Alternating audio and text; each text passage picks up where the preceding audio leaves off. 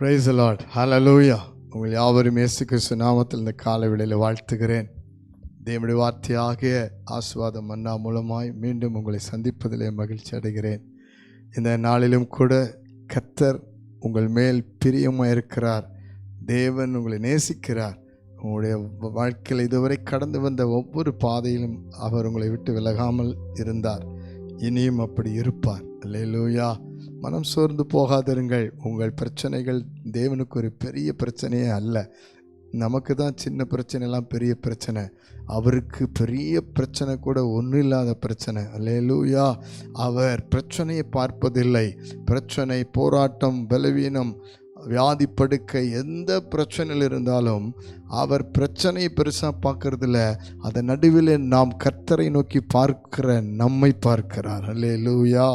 இன்றைக்கும் கூட ஆண்டவராகிய தேவன் நம்மை நேசிக்கிறவராய் இருக்கிறபடினால் ஒரு நல்ல வாக்குத்தத்தத்தை கொடுத்து நம்மை ஆசீர்வதிக்கிறார். பாருங்கள், மத்தேயு எழுதின சுவிசேஷம் 9ஆம் அதிகாரம் 22ஆம் வசனத்தை வாசித்து பாருங்கள்.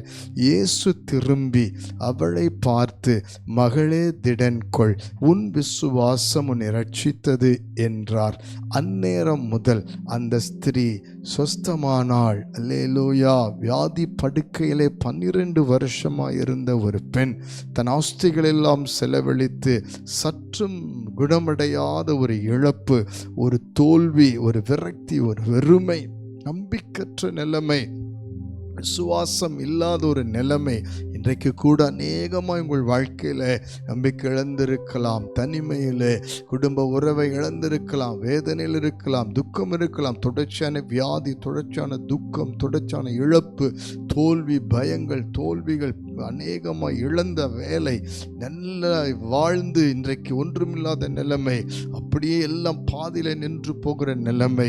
இன்றைக்கு எல்லாவற்றுக்கு நடுவில் உங்கள் பின்மாற்றம், உங்கள் பாவம், உங்களுடைய ஆண்டவருக்கு விரோதமாயிருக்கிற காரியங்கள், நீங்கள் தூரமாக இருக்கிற காரியங்கள் எல்லாவற்றையும் நினைத்து பார்த்து ஆண்டவரிடத்தில் திரும்புங்கள். கர்த்தர் உங்கள் மத்தியில் ஒரு அற்புதம் செய்வார். அல்லேலூயா. எந்த நிலைமையில் இருந்தாலும் பாருங்கள், அந்த 12 வருஷம் பெரும்பாடு உள்ள ஸ்திரீக்கு ஆண்டவரை குறித்து கேள்விப்பட்டு எழுந்து புறப்பட்டு இயேசுவின் ஆடையை தொட்டால். இன்றைக்கு ஆண்டவரை நீங்கள் தேடி வாருங்கள். ஆண்டவர் சமூகத்திலே உங்களை அர்ப்பணியுங்கள். அவருடைய அன்பின் உறவை தொட்டு உங்களை அர்ப்பணியுங்கள். நடந்தது என்ன? கர்த்தருடைய ஆடையிலிருந்து வல்லமை புறப்பட்டவளை சுகமாக்கினது.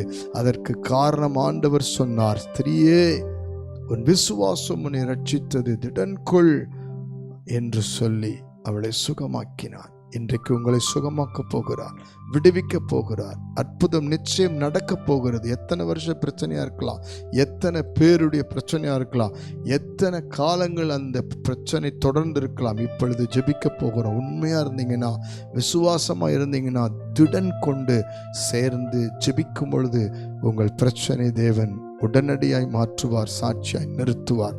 கண்களை மூடி ஜெபிப்போம். அன்பின் பரலோக பிதாவே, பரிசுத்தமான இயேசுவின் நாமத்தில் நாங்கள் ஜெபிக்கிறோம். ஆண்டவரே, திடன் கொள் என்று சொன்னவரே, இப்பொழுது சோர்ந்து பலவீனப்பட்டு உடைந்து நம்பிக்கற்ற விசுவாசம் இழந்து, ஆண்டவரே, அன்பை இழந்து, சந்தோஷத்தை, மகிழ்ச்சியை, சமாதானத்தை இழந்து, எல்லா சம்பாத்தியத்தை இழந்து, பலனை, சுகத்தை, ஆரோக்கியத்தை இழந்திருக்கிற ஒவ்வொருவருக்காய் ஜெபிக்கிறேன். திடன் கொள்ள செய்யும், திடன் கொள்ள செய்யும். ஆண்டவரே, எந்த நிலைமையில் இருந்தாலும் நீர் எழுப்பி பலப்படுத்துகிற தேவன் என்பதை விசுவாசிக்க கிருபை செய்யும். இப்பொழுது ஒவ்வொருவரையும் ஒப்புக் கொடுக்கிறேன்.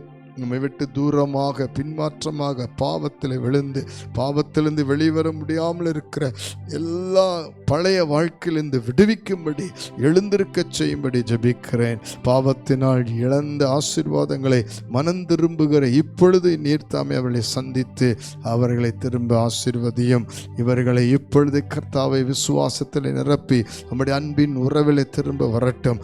உம்மை விசுவாசித்து இப்பொழுது என்ன வியாதியோ, என்ன வேதனையோ, என்ன கடன் பிரச்சனை, எந்த பிரச்சனை இருந்தாலும் அது தீர்க்க முடியாததாய், அது இனிமேல் எதுவுமே செய்ய முடியாததாய் இருந்தாலும் வனாந்திரத்தை செழிப்பாய் மாற்றுகிறவர், செங்கடலை பிளந்தவர், யோர்தானை பின்னிட்டு திரும்ப பண்ணினவர், எல்லா சத்துருக்களை சிதறடித்த தேவன், தமது ஜனத்துக்காக சிலுவையிலே வெற்றி சிறந்த தேவன், அற்புத சுகத்தை ஒவ்வொருவருக்கும் கட்டளையிடும். எவ்வளவு வியாதி, கேன்சர், கட்டி, எத்தனை வியாதி படுக்கை, ஆண்டவரே என்னென்ன வியாதி படுக்கை இருக்கிறதோ அத்தனையும் இப்பொழுதே நீர் தொட்டு சுகமாக்கும்படி ஜெபிக்கிறேனப்பா.